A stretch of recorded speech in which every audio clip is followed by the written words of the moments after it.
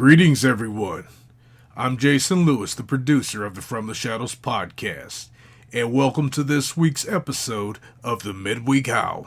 As usual, we will be accompanied by your host, Shanegrove, and our very own resident skeptic of the crew, the theozarkhowler.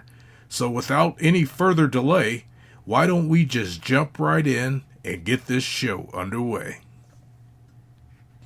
All right, Howler. So some of our listeners may know, they may have picked up on it, that we're behind the scenes. We've been putting together a Ozark Howler, dare I say, comedy album. I don't even know do they have albums anymore? I mean, you're in the music industry, so do they call it an album when you don't? Well, I mean, technically, just so the people that aren't hip can kind of figure out that it's going to be a collection of stuff. But it's not going to be on vinyl. Yeah. I mean, what does the word album really mean? I don't know. I think it's just an album is a collection of things put together in one place, because you can have a picture album, you can I like it. So there's this. Maybe let's give everybody a little tease of what they can expect on this forthcoming project called. We don't even know what it's called, other than maybe the Ozark Howls. I don't know. That's kind of lame. But let's give us a little bit of the star-studded version Ozark Howler story that can only be available for download. I was going to say, I don't know if I'm polishing it up. You know how it works. All right. Well, you're working it. You're like a comedian. That's right. You're working it out. That's right. I'm working it out. That's right. That's the only workout I do. Anyhow. Not to be confused with the workout from the last episode. We're not on the treadmill. That's right. We're not treadmilling anything. Don't know how long that. Hey, so I'm working one day and in uniform, in a cop car, but I had been invited to a Christmas party. It's in early December, and you know how people have Christmas parties. So all I wanted to do was get off work and go to this Christmas party. Okay, so what that entailed is just driving around and stopping nobody until it's your turn to go home. You know what I mean? Mm-hmm. They called me to a little small town to investigate a car accident. And this place I was stationed, the locals really didn't work car accidents, so they made the state do it, and I was employed by the state. So I drive out there and looking for nothing. Okay, remember that, looking for nothing. But as I'm hoping to find nothing. Yeah. Right, but as I'm going, I'm hearing all these county cars out there. And I think that's odd, because it came to me as a non-injury accident. Somebody ran into a parked car. So that should be simple. But I'm hearing all these county cars go out there. You know, when I say county cars, these county cops going out. And I'm thinking, interesting. So it's warm. Where I live, it can be warm, 65 degrees. Okay. I pull up, get out of my car, and sure enough, there's 3 county deputies there, standing by themselves out on the street corner. So I go get out of my car, and I go to put my hat on, because that was the rules. And from a distance, I hear an old gentleman say, "I'm fucking scared now." He's got his hat on. So I walk over to those county cops, and I say, "What's going on?" "Well, it looks like that truck backed out of this driveway and hit that car. We tried to talk to them, but they're pretty wild. We retreated back here and waited for your arrival." Now, that set on me wrong, because you just don't need to retreat and show weakness when you're dealing with essentially the Langmores. Anybody that's watched Ozark knows what the Langmores are. Yeah. They understand one thing and one thing only, and that is either, 2 things: money or brute force. That's what they understand. So I looked over, and there's an old Dodge 3/4 ton truck. Now I'm in front of an old 2-story house with a brand new white picket fence.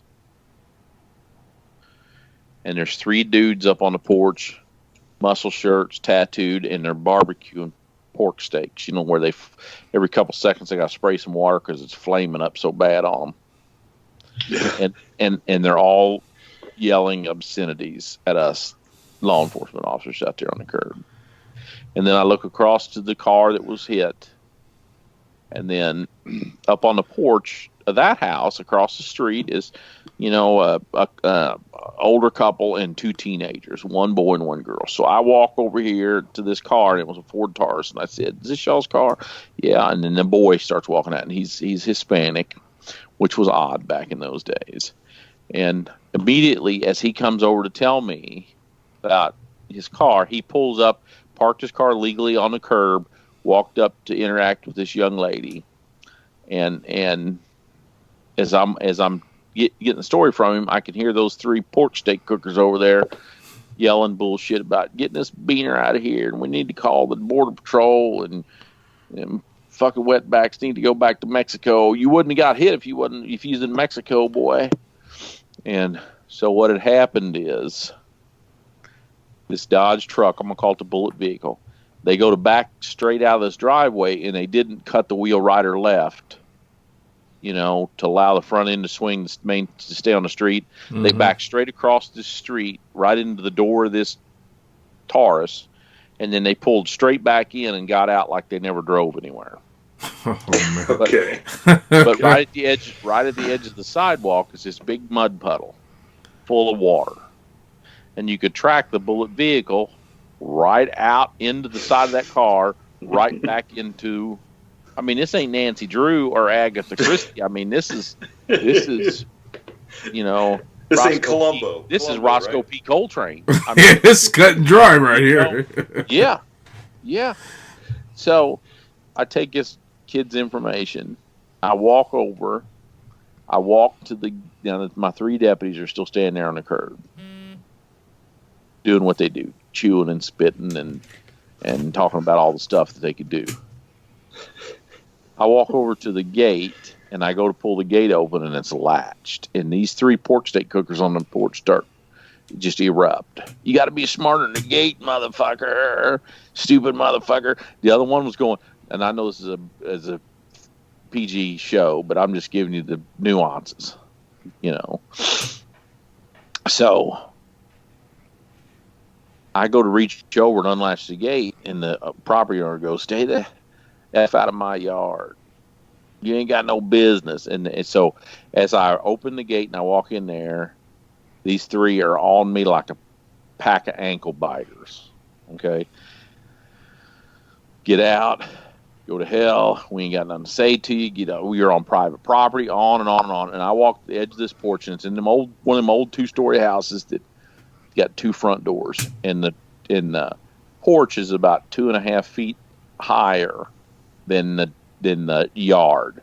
So I'm in the yard, and they're up on the porch yelling down at me, trying to put this pork steak fire out at the same time. So one of them's got a spray bottle. One of them's got it's like not a spatula. What do you call the big? Is it a spatula?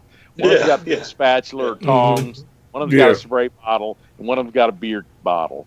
And they're fighting the fire and telling me to get off their property at the same time. So I say, "Hey," they're multitasking. Yeah. Yes, I say, "Hey, fellas, why don't you?" I said, "I'm going to what they call short form this. Just give me your insurance information, and I'll be out of here." And this guy goes, "You're going to be out of here now, motherfucker, because you ain't got no business here."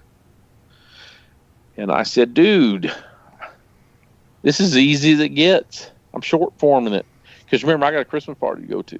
Oh, yeah. I got a Christmas party to go to. I said, "Just give me your insurance information so I can give it to that guy, and I'll be out of here." "Well, you're going to be out of here now." And the longer they fought this fire and yelled at me, I thought, I don't know if I necessarily want to be berated down here on the ground by these midgets. So I step up on the porch, and they're all about 5'6". Now they're thick. I mean, Like imagine Mark Wahlberg all tattooed up. You know what I mean? And but of course I tower over him because, especially back 25 years ago, I was a powerful beast. I got my hat on. And you had your hat on. And I had my hat on.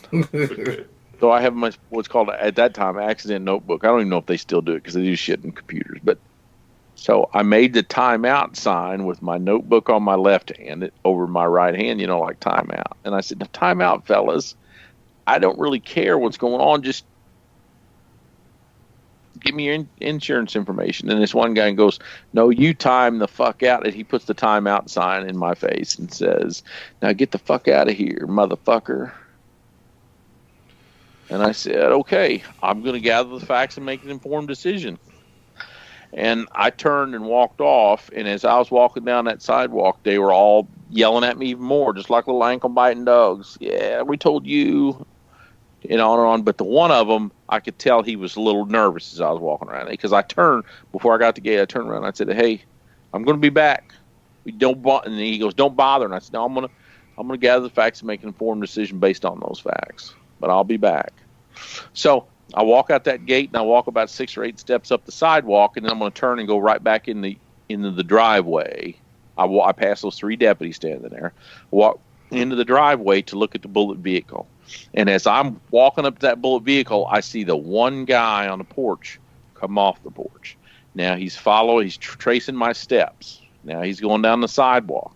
Now he's coming out the gate, and the further I walk around this truck, you know what I'm saying? He's getting lured in because he's getting nervous. Okay? Yeah. He's getting nervous. So I go to the opposite side, and it's an old Dodge, what they'd call a first gen D250. Sits up kind of high, and I'm on the passenger side at the rear bumper, and I squat down to see the paint transfer because there's green paint on this bumper where it hit that green Taurus across the street. But I'm really looking underneath the truck because I'm watching his feet go all the way around the truck to follow me. And I don't want to say his name on here. I don't want to say his name on here. But as he comes and approaches me, I stand up and I say, Mr. Such and Such, because I knew what his name was already because I run the license plates on the truck. And the people across the street dimed him out, knew who the driver was, knew who was in the truck. I'd done heard the whole story. So I turned around and I said, Mr. So-and-so, you need to put your hand, let's just say Mr. Smith. Mr. Smith, you need to put your hands behind your back. You're under arrest. And he said, I'm going to kick your ass. Or I don't remember what he said. He started to say, I'm going to something. And I hit him so hard because he's right in my face, Mr. Mark Wahlberg. You know what I mean? Mm-hmm. That I broke my right hand. Okay. And what I actually, because I had an ink pen in it, what I did is I put to hold my ink pen in, I put my thumb in my ink pen inside. So what I actually did was broke my thumb. Oh. Does that make sense? Yeah. So I had broke my thumb, and he went down like a sack of shit, man. And he hit his head on the. Remember, I told you there's a mud puddle where the city had put new sidewalk, curb and gutter and stuff. Right. He hit his head on that new concrete, and it looked like when you were a kid and you'd step on those ketchup packs. It exploded into 1,000 pieces. And I jump on his back and I go to cuff him up, and I can't manipulate my handcuffs because my hand's broke. Right. So so then I was going to reach up to use my lapel mic to call, I don't even know why I'd want to call more cavalry. I got 3 cops standing there with me, but I'm going to call this in and get some real cops there. And I can't manipulate my lapel mic because my thumb's broke. So you get kind of panicked. I got him cuffed up, and all those people came off the porch and then some. It was like a hornet's nest. So not only did I have his 2 brothers, the pork steak cookers, but all of them's old ladies are out there. So there's these 2 dudes and 3 old ladies, one of which is in the 3rd trimester pregnant. The guy who's face down on the sidewalk, his 3rd trimester pregnant wife was out there, and they are a pack of banshees. They are, I mean, they are nuts. They are absolutely nuts. Now, I know this is a family show, but they were going, motherfucker, we're going to have your job, you cocksucker, you can't do this. And I calmly walked over to my cop car. This is broad daylight, 3:30 in the afternoon. And I got my big microphone on my big cop car instead of my lapel mic. I used it with my left hand. And I called the cavalry, and then I reached out, pulled out we had these giant rechargeable mag lights sitting next to her. I pulled my mag light out, and I walked back across that street, and I told them to get the fuck back. And Bo Prego jumped off the curb and says, I'm pregnant. You can't talk to me like that. I'll have your job. I said, yeah, you won't have it till tomorrow. Now get the fuck back. I'll bust your head, too. And now the two guys, now I want to tell you what you find out later. All three of the guys, Pork Steak Boys, are on parole. Every one of them are on a conditioned release from penitentiary. So the dudes, they stepped back because they realized what was going down. They were all about to be violated and go straight back. No more. They thought the pork steak fire was bad. They're about to go to the Department of Corrections. Mm-hmm. So they stepped back, but the girls didn't because they thought they were innocent in this whole deal. So, of course, these deputies, now they're spooked. They done swallowed or chew, and they're trying to figure out, what are we going to do? I get statement. I said, no, we're going to get this dude in my car, and we're all going to get the hell out of here before somebody gets a deer rifle. There ain't no reason for us to even be here. So I scooped this guy up, bring him to my car, put him in the car, put the passenger side seat, put the seatbelt on him, jump around, get in the driver's seat. I remember vividly reaching over through my steering wheel to put my car in drive with my wrong hand. I called the troop and said, I'm going to the hospital. And this guy, when I had listened to the stereo when I drive around in my cop car, and it had some, and I remember he looked over at me and said, ZZ Top, you're a white man like me, ain't you? And I said, yeah. And he heard me tell him I was going to St. Mary's. And he goes, you're not taking me to the county? And I said, no, I'm taking the hospital. And he goes, oh, man, you're all right. And I said, yeah, thanks. And as we're driving, I'm interacting with him. And, of course, as I'm driving, all I'm passing is one cop car after another cop car coming out there. Because what has happened is all the neighbors have called and said, we're in this big brawl. You know what I mean? They've called 911. So they're sending all these other cops, but we're headed. So as I'm talking to this guy, and I'm going to call his name Jamie because that's my brother's name. I tell him, I said, Jamie, I said, I'm going to take you to the hospital, and there's going to be some cops there, and they're not going to be near as cool as me. Fuck them. I'll kick their ass too. He said, I'm going to have that motherfucker's job. I said, which motherfucker? And he said, the guy that hit me. And I said, yeah, I said, do you remember which one it was? Yeah, I fucking remember him. I'll never forget that face. And I said, cool. And he said, but I like you because you're all right. You're taking me to the hospital. And I said, yeah, that's right. So he doesn't even know I'm the one that hit him. That's how bad off he is. So I'm just talking to him on the way, and I'm hearing these guys go out at the hospital because I called.